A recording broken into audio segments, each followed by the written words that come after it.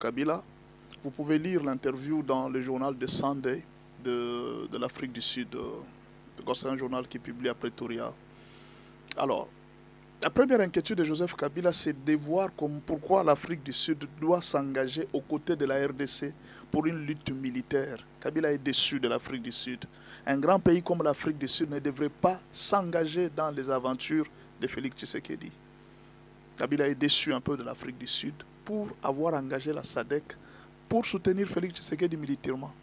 Kabila ne croit pas que le problème de la RDC va se terminer seulement avec la rencontre entre Félix Tshisekedi et les dialogues entre Félix Tshisekedi et Kigali. Il dit non, ce n'est pas le seul problème.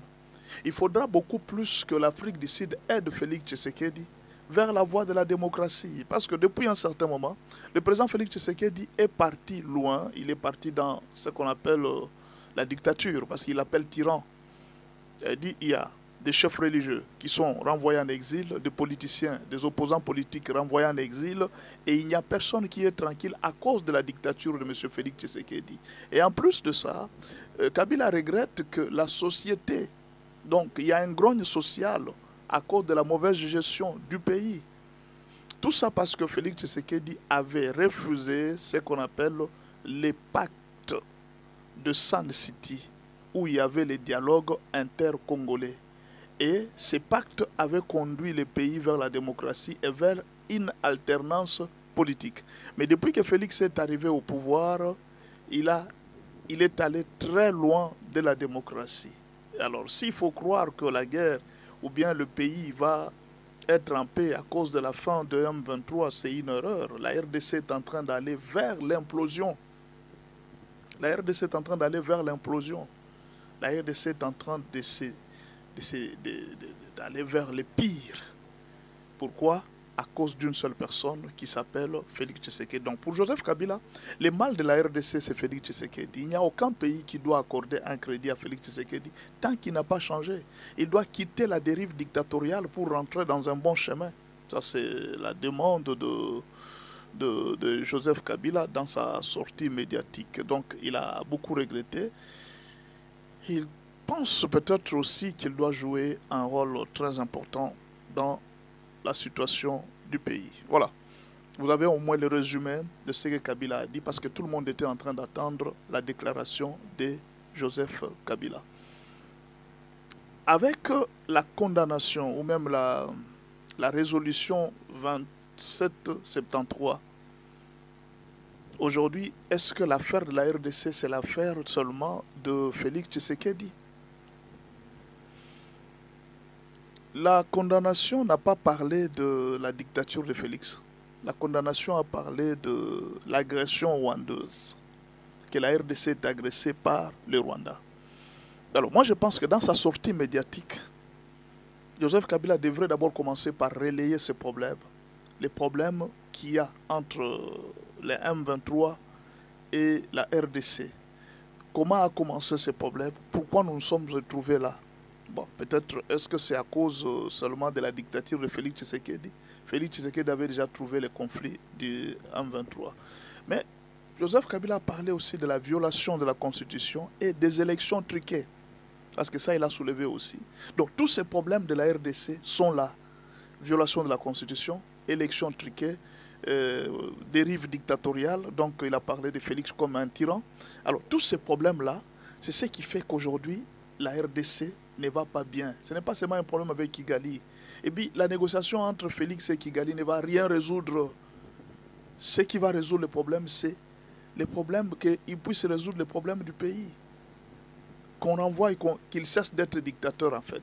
C'est l'accusation que Kabila vient de donner à Félix Tshisekedi. Je ne sais pas vous, qu'est-ce que vous en pensez de ces déclarations, mais je vous renvoie pour lire tout l'interview. Vous allez sur le journal de Sunday de l'Afrique du Sud, vous allez découvrir toute la vérité de ce que Kabila a dit. Là, je vous ai donné juste un résumé. Je ne sais pas qu'est-ce que vous pensez de ce que Kabila a dit, je ne sais pas, mais bon, moi je pense que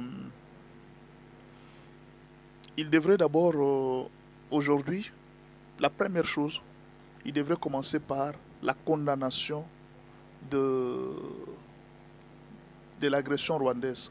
Pourquoi? Parce qu'elle est reconnue mondialement. Et aussi, c'est le même problème que lui-même en tant que président avait connu. Kabila a été aussi déstabilisé par les rebelles du M23 avec qui il avait signé des accords.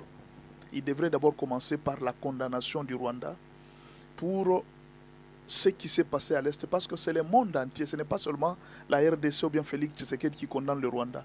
Le problème de la RDC et du Rwanda, c'est un problème du monde entier, parce que c'est le monde entier qui condamne le Rwanda. Il devrait commencer par là, et il devrait aussi présenter ne fût-ce que ses condoléances à la population meurtrie, à Bukavu, à Goma et ailleurs.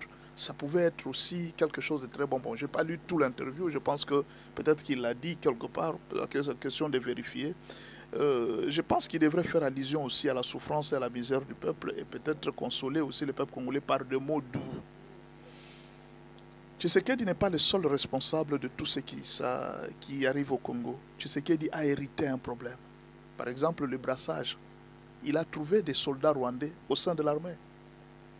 Il a trouvé tout ça. Ce n'est pas aujourd'hui, parmi les problèmes que la RDC est en train de connaître, ce n'est pas seulement un problème social.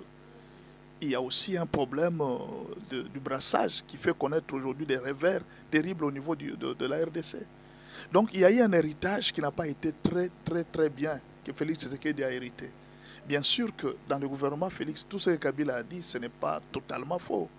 Il y a eu aussi beaucoup de choses qui n'ont pas été très bonnes, notamment dans la gestion. La population aussi s'est beaucoup inquiétée sur la gestion, sur la façon dont certains ministres, certaines personnes sont en train de gérer les deniers publics.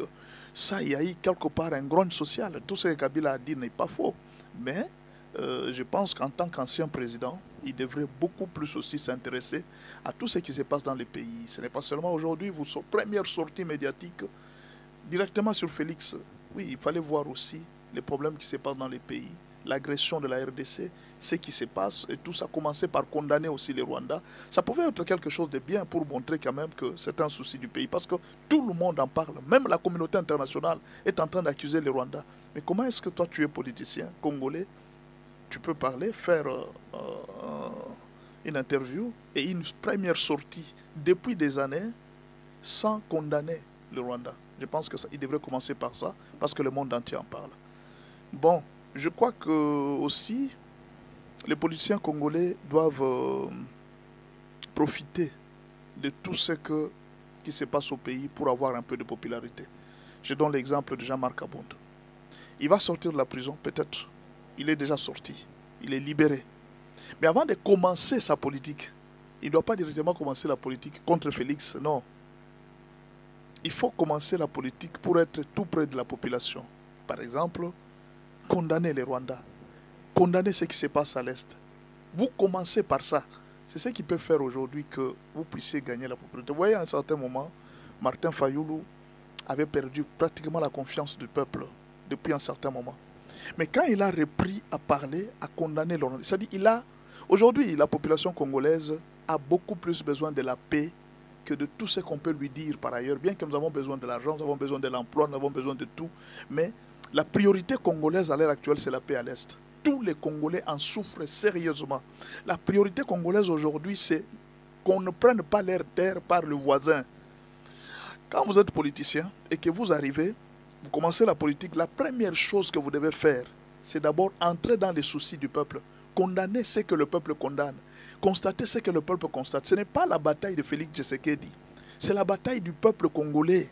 Regardez les Ouazalendo qui se battent. Parfois, ils boudent le président.